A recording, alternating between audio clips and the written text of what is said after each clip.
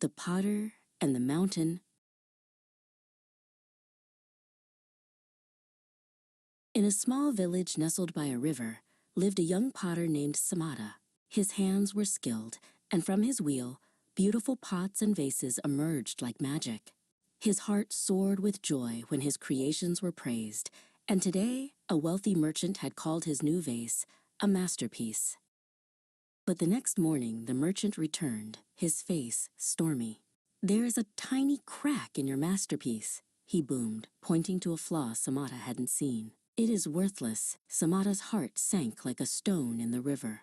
The joy from yesterday vanished, replaced by a heavy sadness. Confused and unhappy, Samata wandered along the riverbank. He came upon a simple hut where an old potter named Stira was working. Stira's hands moved with a slow, steady grace, and his face was a picture of calm, even as he worked on a simple clay cup. Samata told the old potter his story. "My happiness is like one of my own pots, Master Stira," he sighed. "One moment it is beautiful and praised. The next it is called worthless, and my heart is broken." Stira smiled gently. "Ah," he said, "you are being tossed about by the 8 worldly winds. They blow on us all.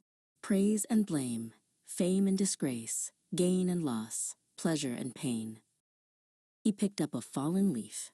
"When your mind is like this leaf, it is carried away by every gust." Then he pointed to a great mountain in the distance. "But if your mind is like that mountain, it feels the winds blow, but it remains steady and unshaken."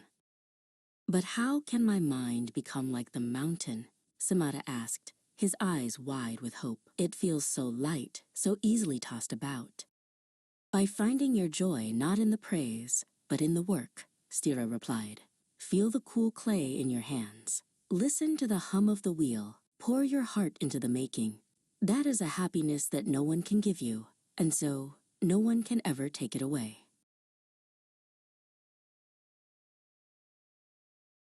Samata returned to his workshop. He took a deep breath, closed his eyes, and placed his hands on a new lump of clay. He didn't think of merchants or masterpieces. He thought only of the clay, the wheel, and the quiet joy of creation. A simple, perfect bowl took shape under his steady hands.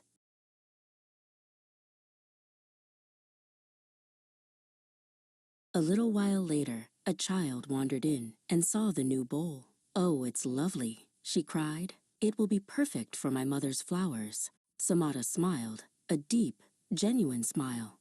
The praise was nice, like a gentle breeze, but his happiness was already there, deep inside him, as solid and steady as the mountain.